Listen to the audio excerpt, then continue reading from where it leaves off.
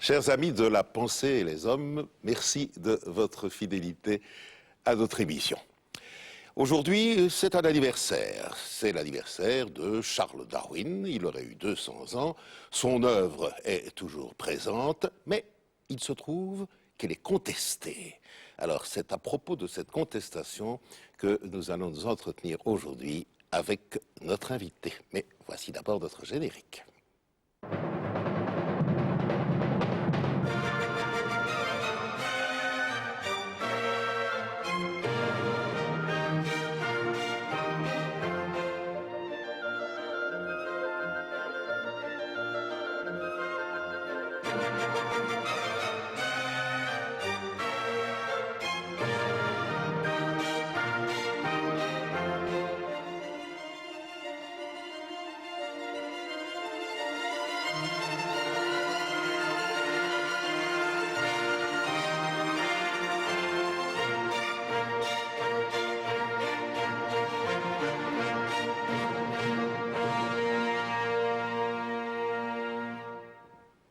Professeur Charles Suzanne, merci de votre présence. Et oui, 200 ans depuis la naissance de Darwin, 150 ans depuis son œuvre maîtresse. Et est-il vrai qu'on ose remettre Darwin en question ? Je le crains en effet. Naturellement, il faut toujours resituer les pensées scientifiques dans le contexte de leur époque. Et 150 ans, il y a pas mal de notions, en génétique notamment, biologie moléculaire, qui ont évolué. Et pourtant, en effet, l'œuvre principale de Darwin, son idée principale de sélection naturelle, par exemple, subsiste tout à fait aujourd'hui. Vous faites allusion au chemin parcouru après Darwin. Je croyais me souvenir que l'essentiel de ces nouvelles découvertes confirmait cette intuition qu'il avait eue de l'évolution par sélection naturelle. Tout à fait. Peut-être dire malgré tout que Darwin, au départ, était pasteur, oui. Au départ, était fixiste, et c'est son voyage sur le Beagle et puis de nombreuses observations par après qui l'ont amené à cette notion d'évolution, de sélection naturelle. Le premier ouvrage de Darwin, 1859, sur l'origine des espèces, reste moderne, entre guillemets. Ses arguments d'anatomie comparée, d'embryologie comparée, de biogéographie, de géologie, reste complètement d'actualité, en effet. Ceci dit, il est vrai aussi qu'à l'époque de Darwin, la génétique, par exemple, n'était pas connue, et cela amènera à quelques modifications de la pensée de l'évolution. Mais ces nouvelles notions de génétique classique, disons, de génétique de population également, des modèles mathématiques et de génétique moléculaire et aussi. De génétique moléculaire en dernier lieu, confirment tout à fait les anciennes, disons, données de Darwin. Et cependant, depuis 10, 15, 20 ans, on voit surgir un peu partout dans le monde, à la fois aux États-Unis, puis aussi dans le monde arabo-musulman et dans d'autres milieux encore, une contestation qui est parfois franchement violente. Au fond, le créationnisme, ou les différentes formes de créationnisme, si on les définissait, qu'est-ce que c'est que le créationnisme ? Mais en effet, les différentes formes de créationnisme, et il y en a pas mal, qui sont en fait contradictoires. Entre elles. Il y a le créationnisme, je dirais, sensu stricto, où on considère toujours que l'âge de la Terre est très récent, disons entre 6 000 ans, 10 000 ans. C'est la création du monde dans les 6 jours classiques de la Genèse. Les textes saints, les textes de l'Ancien Testament. Cela peut paraître curieux peut-être à certains de nos téléspectateurs, et pourtant c'est dans cet esprit-là que fonctionne une grosse majorité des évangélistes américains, par exemple, que fonctionne une grosse partie du monde musulman également.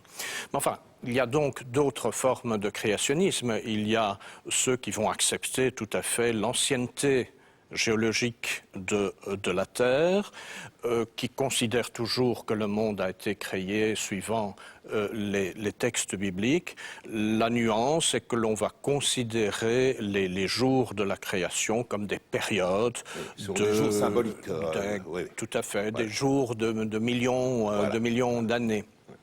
Alors, il y a plus récemment, peut-être, on y reviendra sans doute, l'intelligent design, le dessin intelligent, où l'on considère que la nature est tellement complexe qu'elle ne pourrait se réaliser que s'il y a une force intelligente qui se trouverait derrière cette création. Est-ce que le dessin intelligent n'accepte tout de même pas l'idée transformiste, l'idée évolutionniste, mais qu'elle serait contrôlée par une intelligence supérieure? Oui, on peut accepter l'évolution, oui. Mais en effet, elle est sous contrôle d'une force créatrice. Et on refuse l'idée qu'elle est le résultat du simple hasard, quoi. Exactement. Ouais, ça, et naturellement, encore plus spécifiquement pour l'homme, le dessin intelligent, c'est l'homme au bout de cette chaîne de l'évolution. Parce qu'enfin, dans l'affirmation du créationnisme, il y a le fixisme, vous l'avez évoqué, c'est-à-dire que les espèces ne changent pas, elles restent pareilles elles-mêmes tout au long de la durée des temps. Mais le gros problème, c'est l'animalité de l'homme que l'on refuse. En fait. Je crois en effet que en fonction d'ailleurs de ces différentes notions de créationnisme, permettez-moi d'en ajouter encore oui. Peut-être deux rapidement, c'est celui d'une évolution théiste, oui. C'est Dieu qui crée l'univers, mais par l'intermédiaire de l'évolution. Oui. Et alors d'autres encore se diront éventuellement non créationnistes, mais disent en même temps qu'ils ont foi en la création. Alors ils acceptent l'évolution, ils acceptent même le fait que l'univers n'aurait pas été créé par une divinité, mais c'est l'esprit humain qui aurait été à ce moment-là créé par Dieu. Mais en fonction donc de ces différentes options, disons, de créationnisme, ce qu'on observe souvent chez beaucoup de croyants, c'est qu'en fonction du thème que l'on aborde, qu'on aborde l'évolution animale d'une part ou l'évolution de l'homme d'autre part, on va prendre des options créationnistes différentes. Ce qui semble déranger le plus les créationnistes sensu stricto, en tous les cas, c'est naturellement l'évolution de l'homme. Oui. Au fond, ces créationnistes n'acceptent pas cette idée qui est proposée par les évolutionnistes, comme quoi l'homme serait le résultat d'une évolution animale très ancienne, et même qui nous rattacherait aux origines même de la vie, puisque je crois savoir que dans le modèle standard, si j'ose dire, on propose un dernier ancêtre commun, n'est-ce pas, un ancêtre qui serait commun à toutes les formes de vie. Oui, tout à fait. Y compris nous. Bien entendu, et tous les mécanismes que l'on connaît de l'évolution humaine aujourd'hui, de la paléontologie humaine, répondent au même principe que l'ensemble de l'évolution du règne vivant, que ce soit des plantes, que ce soit des animaux, par exemple. Mais à ce moment-là, comment répondre à ceux qui, de bonne foi sans doute, s'opposent à la théorie de l'évolution en disant non, nous ne pouvons pas l'admettre, et nous proposons, comme cela se fait paraît-il dans certains États des États-Unis, nous proposons l'enseignement parallèle, soit de la doctrine scientifique, soit de la doctrine créationniste, quand ce n'est pas l'interdiction pure et simple de la doctrine scientifique. Oui, vous avez raison. La seule nuance que j'apporterais peut-être, c'est qu'il ne faut peut-être pas regarder uniquement vers les États-Unis.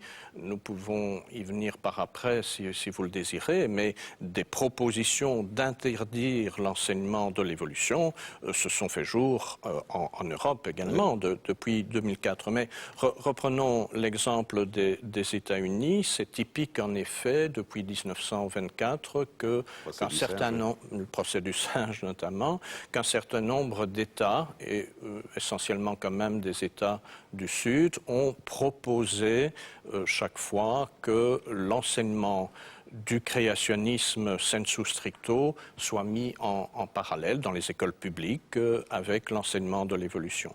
Ceci dit, depuis 1968, ces lois ont toujours été déclarées comme anticonstitutionnelles. Ce qui fait que les mêmes milieux, je l'interprète tout simplement par une tactique politique, vont se déclarer plus scientifiques. Là, encore une fois, en 1982, ils vont être considérés comme inconstitutionnels. Et donc, plus récemment, on en revient à ce dessein intelligent où on accepte même le principe de l'évolution, mais bon, dans les raisonnements, il reste une divinité qui se trouve derrière le processus d'évolution, ce qui fait qu'en 2005, à nouveau, ces mouvements ont été déclarés comme anticonstitutionnels. Ceci pour les États-Unis.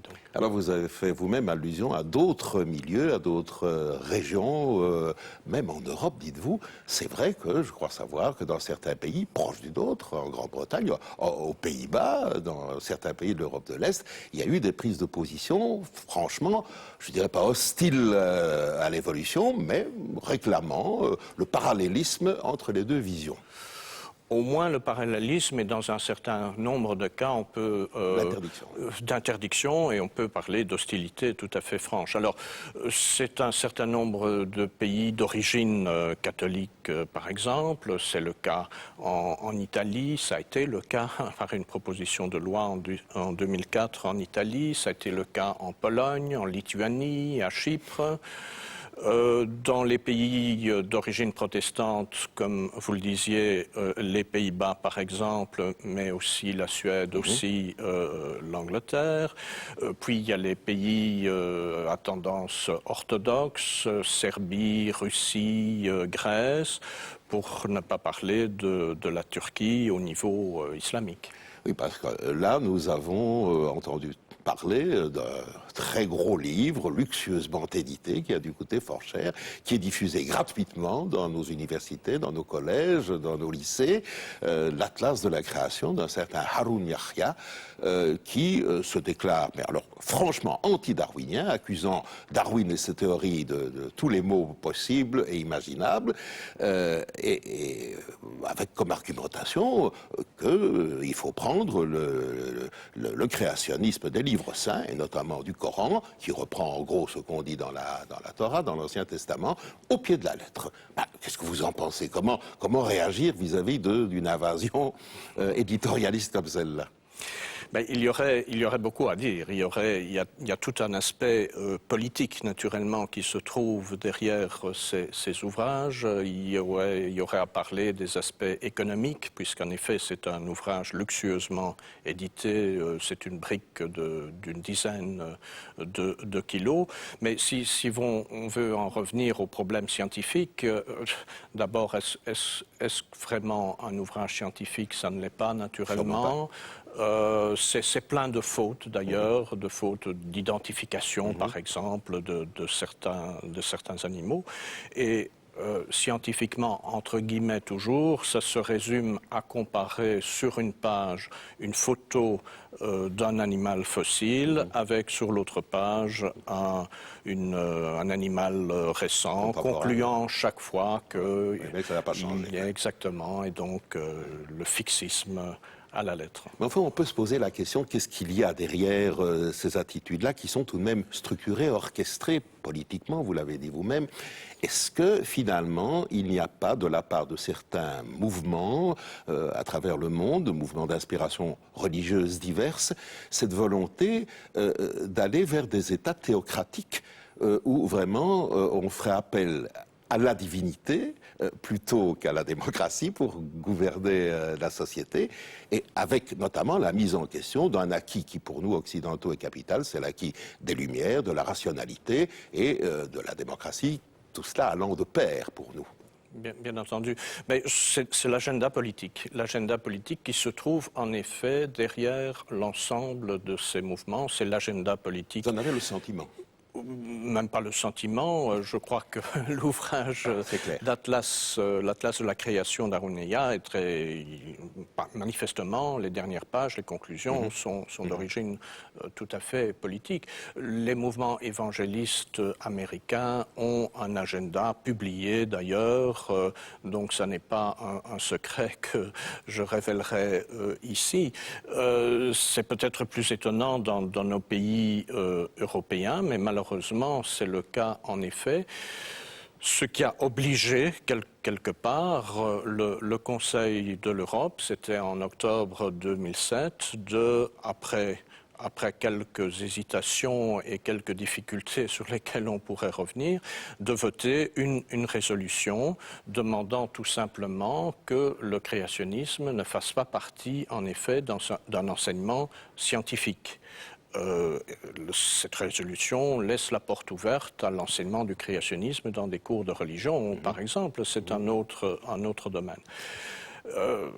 Permettez-moi quand même d'y ajouter que ce rapport, cette résolution a été votée et on peut s'en réjouir, bien entendu, mais enfin a été votée avec une majorité de 48 voix pour, 25 contre.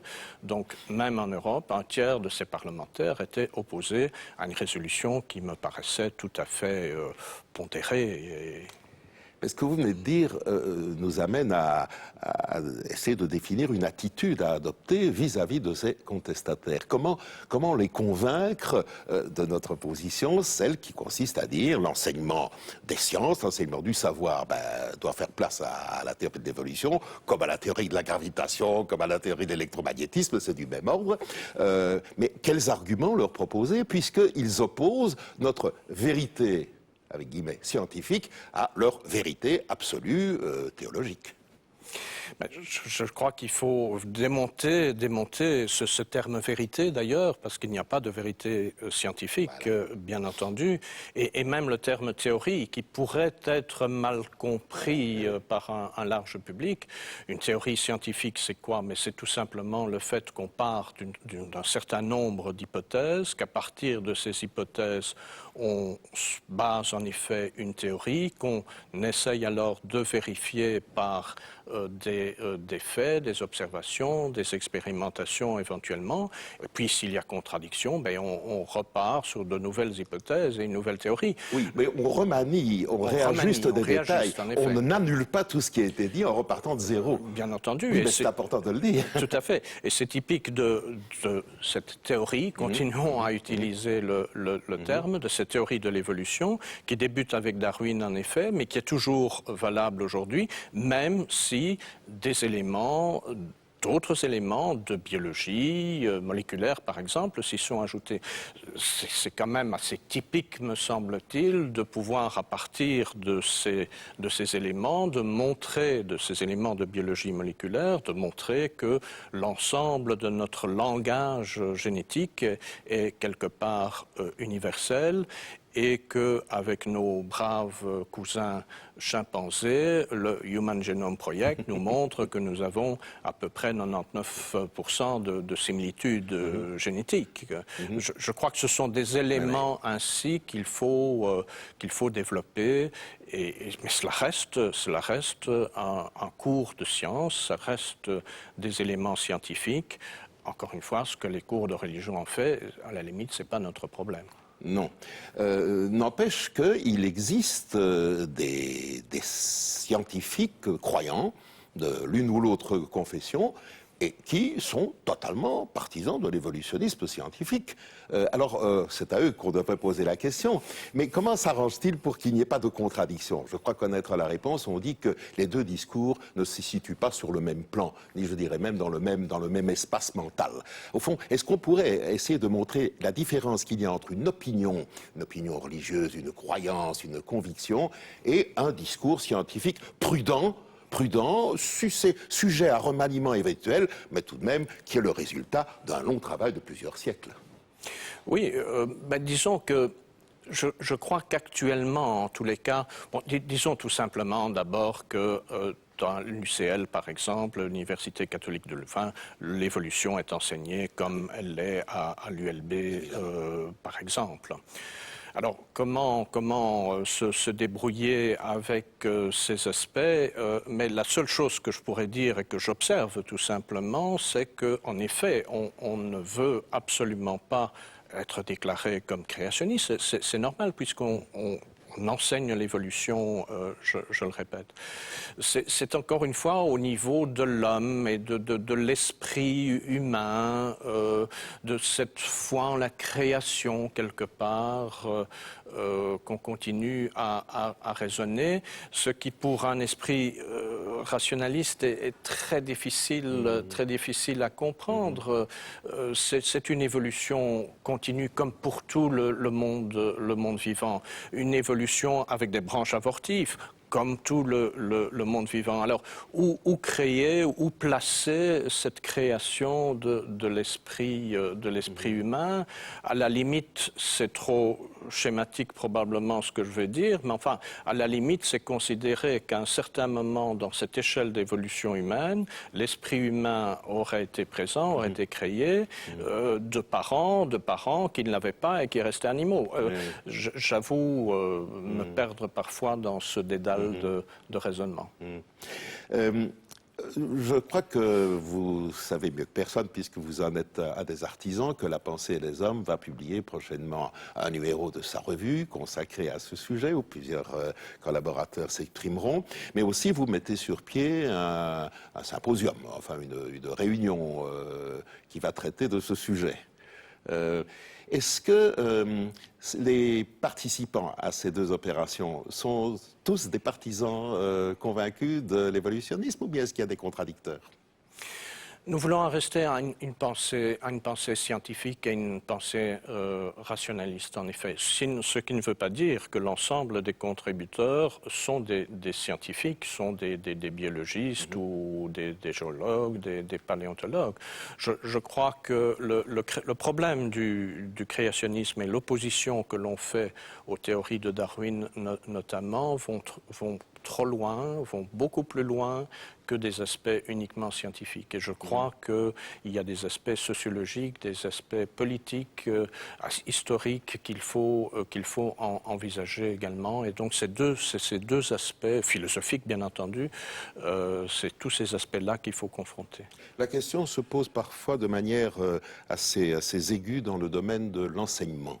Dans certaines de nos écoles, soit de primaire, soit de secondaire dans l'enseignement général, mais aussi dans des écoles supérieures qui forment de futurs enseignants, beaucoup d'enseignants observent des réticences, voire des résistances, parfois extrêmement dures et opposées, où il y a de la part de certains élèves ou étudiants le refus catégorique d'entendre l'exposition du discours scientifique. Qu'est-ce qu'on fait dans ce cas-là? On est d'abord très embêtés. et puis nous sommes très mal armés. Finalement, prenons l'exemple des universités et des agrégations. Nous savons très bien, en effet, que devant nous se trouve un certain nombre d'étudiants que nous pouvons qualifier de créationnistes. Très bons étudiants d'ailleurs, qui connaissent votre cours, mais qui vous diront, ne vous en faites pas monsieur, je répondrai à vos questions, je ne crois pas en ce que je dis, mais je répondrai correctement à vos questions. Vous avez observé vous-même personnellement des attitudes de ce genre? Bien entendu.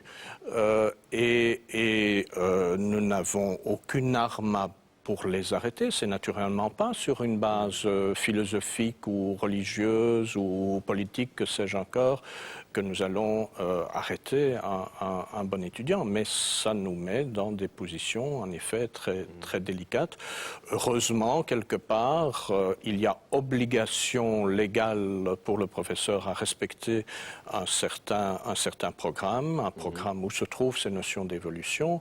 Et donc l'inspection peut éventuellement jouer à ce niveau, mais c'est très délicat, en effet. Ceci dit, je crois qu'il y a moyen de démonter un certain nombre de ces pensées. Bon, avouons-le, Je vais d'abord citer peut-être quelques chiffres. Dans une enquête récente, 2006, oui, dans l'agglomération bruxelloise, au niveau des écoles secondaires, en fin d'école secondaire, une estimation a été faite du nombre d'étudiants qui devaient être considérés comme créationnistes.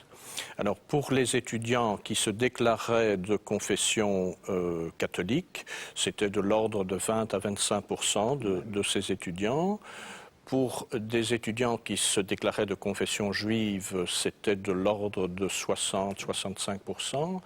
Et pour la religion musulmane, c'était de l'ordre de 95%.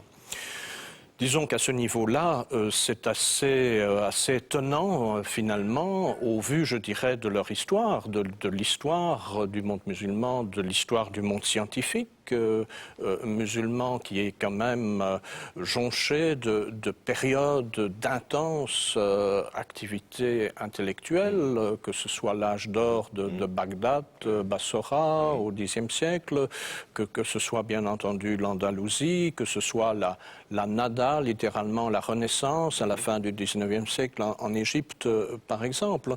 Et donc je crois qu'il y a moyen de raisonner malgré tout, de montrer par exemple que la première sourate du Coran oblige le croyant à étudier la structure du monde, à étudier les sciences. Et donc je crois qu'on peut espérer, dans une majorité des cas, à raisonner.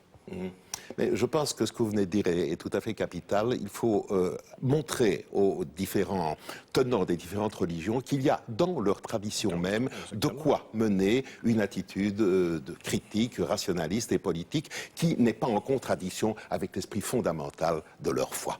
Professeur Charles Suzanne, je vous remercie d'être venu éclairer notre lanterne sur ce passionnant sujet. Je crois qu'on aura l'occasion d'y revenir.